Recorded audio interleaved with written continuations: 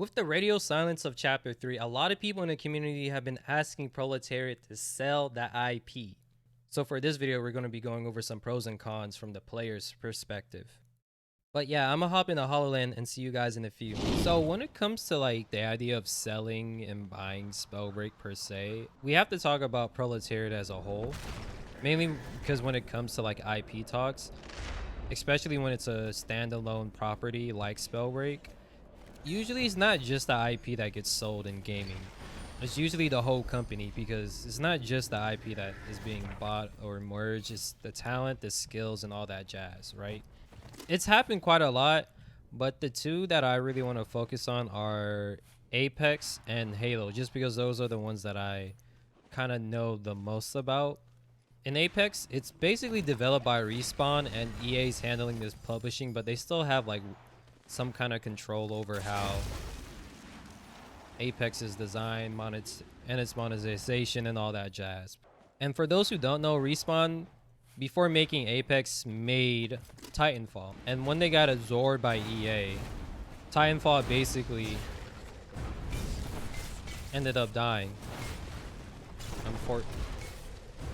But because of that, they were able to get Apex. Now, some people might say Apex is better, others might not.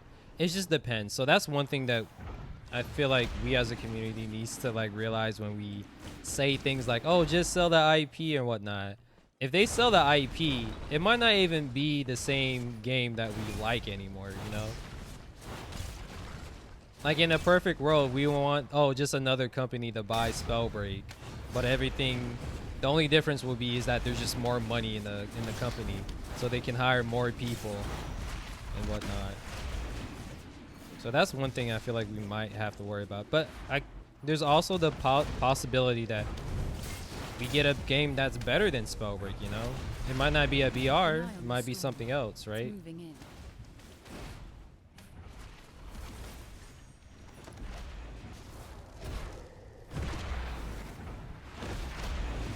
Oh, that wasn't very nice. Oh, there we go. A belt? Blade belts? And the other company that I want to talk about, well, let me not say company, the other IP that I should say is Halo, right? So originally, if I'm not mistaken, I might be a little bit, but Bungie was a big part of Halo's development in the beginning, right? They made Halo 1, 2, 3, and then a few other ones as well. And Halo's early development is considered some of the best Halo ever. Right, the game was always owned by Microsoft, but Bungie was there for a lot of Halo success. And when they kind of left Microsoft to do their own thing with Destiny and other games as well, people started to notice a big growing pains, just because the way other developers handled Halo was different than the way Bungie handled Halo. And that's another thing that I feel like that needs to take into account as well, is like, just because another company picks up Spellbreak doesn't mean that they're going to handle it pretty well, right? There's going to be growing pains, just for the simple fact that Spellbreak is a ridiculously ambitious and unique game. It's not something that you just wake up in the morning and be like, oh, we can just steal aspects of this game. It's very unique, right? It's not a first person shooter, right, where it's just like copy pasta first person shooter, right? You can't do that. Spellbreak is very unique. It's like one of its kind. You might even go out to say it's the first of its kind. So bringing in another development team to handle Spellbreak, just expect growing pains, is what I'm basically saying, right? I really do believe that the current developers that we have, yes, they make mistakes every now and then, but they're a pretty new company, right? Still pretty new, believe it or not, if you compare it to other gaming companies that's been out for a while, right? And like I said beforehand, Spellbreak is a very unique game. But gun to my head, and if I had to pick another company to like maybe take Proletariat or take the Spellbreak IP, gun to my head, and I had to choose, I will probably choose Riot Games. Mainly for the simple fact that is like a lot of the games that they make are success. They are fun and a lot of the times do well. right? There are growing pains nonetheless, but they make fun, exciting games with a player base. You know, that's the one thing that a lot of us Spellbreak players want, is a player base, right? And it'll be kind of a reach for Riot Games to buy Proletariat or Spellbreak, but they could make a case, because one thing about Riot is that I don't want to say that they're late to the whole console and mobile game, but they're definitely not early to it either, you know? I don't think that Riot has a single multiplayer game that's on PC and all of the major popular consoles that are out right now as well, right? I think the closest thing that they have is Ruin King, and that's a single player turn-based game, right? That's completely different.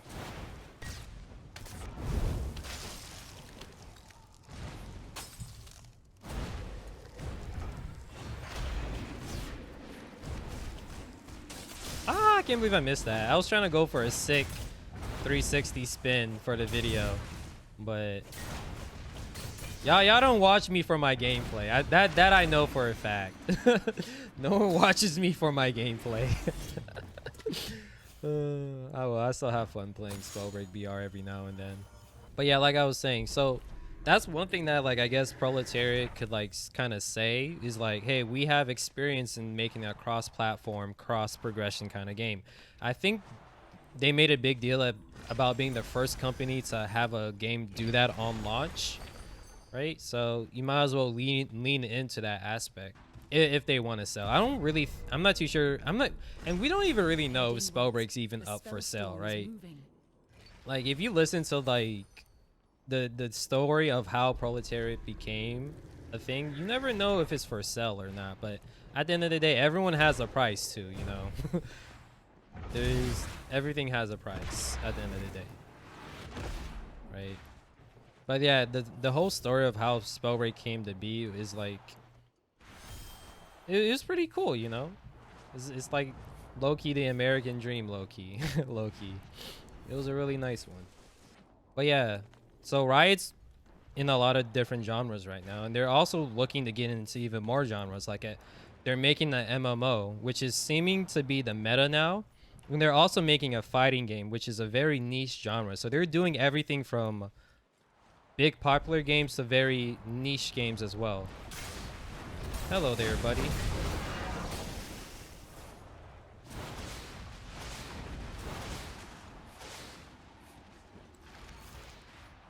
Gotta love the Invis gamers.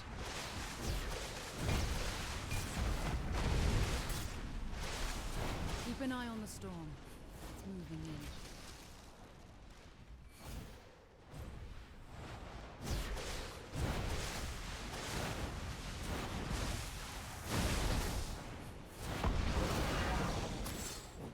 I could see this man's shadow. I'm gonna need him to let me heal up. But yeah, so they're doing everything from like what's meta to what's very niche. But another genre that they don't have is a BR, right? And some people might be like, oh, BRs are dead and whatnot. No, they're not dead, right? It's just that a lot of people aren't making BRs right now because, yes, it's a very competitive thing, but a lot of people didn't think there would be anything that can knock off CSGO, right? From its type of genre game. And then look at where we are with Valorant, right? If anyone can make a popular BR, it would be Riot. And ironically, maybe Halo too. Ironically. So I could possibly see a future where Riot Games could like meet. Okay, hold on. I gotta deal with this sucker.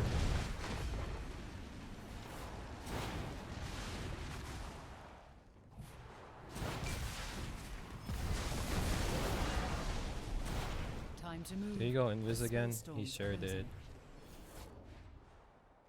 Alright, we're in the end game now. I gotta be focused. I really need to get rid of this Invis gamer first.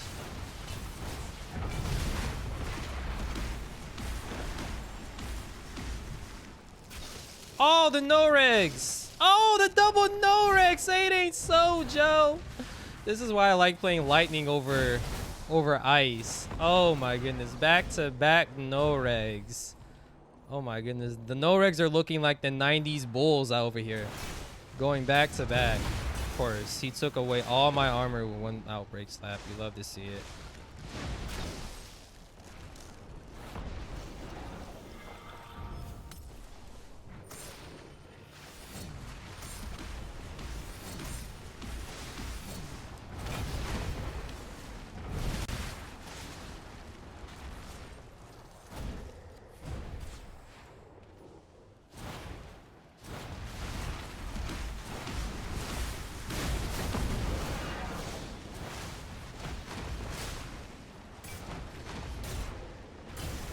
This is really crazy.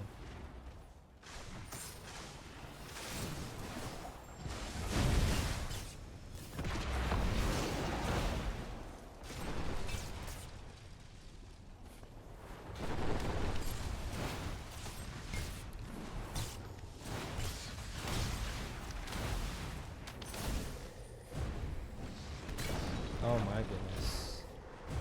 I didn't realize how low on HP I was.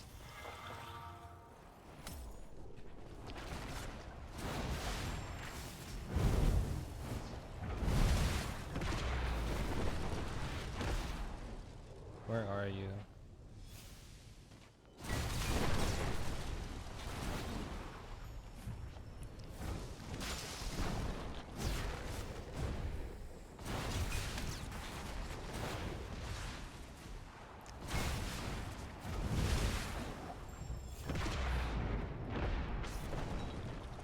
Talk about unlucky. Oh, let's go! Woo! Oh my goodness, we pulled that one out of the hat. Blind look, I might as well have been blind. Your training has served you well. Ooh, that was spicy. A couple of new names too, but yeah, let me know how you guys feel about it after all that I said. Because at the end of the day, I believe the devs before Chapter 3 were really transparent and really cared about the players, you know, to the point where they try to satisfy everybody, which is a good and a bad thing at the end of the day if you think about it. But yeah, let me know how you guys feel about it and all that jazz. Stay safe until next time. I'll see you guys later.